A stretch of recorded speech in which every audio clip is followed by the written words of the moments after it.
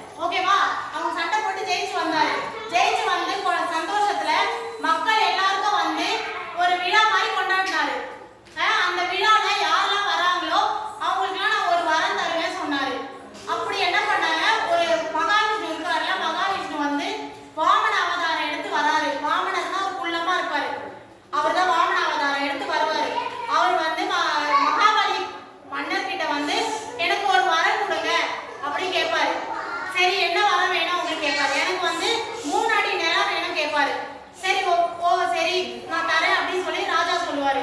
அப்புறம் என்ன பண்ணுவாரு, அவரு ரொம்ப ஹைட் ஆயிடுவாரு, உயரமா ஆயிடுவாரு. அந்த குள்ளமா இருக்க வர்றாருல வாமனரு, ஹைட் ஆனோடனே அப்ப என்ன ஒரு அடியை வந்து வானத்துல ஒரு காலை தூக்கி வைப்பாரு, ஒரு அடி அளப்பாரு, இன்னொரு அடி வந்து கீழே பூமிலாம் வைப்பாரு. இன்னொரு அடி நான் எங்க வைப்பேன், 3 அடிக்கு. உடனே ராஜா சொல்லுவாரு, என் தலையில வைங்க அப்படின்னு சொல்லிட்டு குனிவாரு. அப்ப அவர் தலையில வந்து வைப்பாரு. அந்த மகாவிஷ்ணு வருவார்ல வாமனர் அவதாரம், அவர் தலையில வச்சோடனே மன்னர் கேட்பாரு, இது மாதிரி நான் வந்து ரொம்ப கர்வமா இருந்தேன், என்னோட கர்வத்தை நீங்க அடக்கிட்டீங்க, என் மக்கள்லாம் எல்லாம் சந்தோஷமா இருக்கணும் என்னோட ஆசை. இப்ப நான் வந்து நீங்க என்னை வந்து என் தலையில கை வச்சுனா அந்த பாதாள லோகத்துக்கு போயிட்டேன், நான் வந்து என் மக்கள் எப்படி சந்தோஷமா இருக்கிறது பார்க்க முடியும்.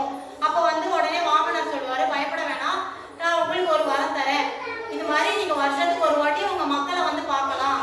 அது என்னன்னா, இதுதான் ஓணம் திருநாள் அன்னைக்கு நீங்க வந்து மக்களை வந்து பார்க்கலாம். உங்களுக்காக மக்கள் வந்து பூக்கோளம் போட்டு விருந்து படைச்சு வரவேற்பாங்க. இதுதான் ஓணம் ஃபெஸ்டிவலோட சிறப்பு. நன்றி, வணக்கம்.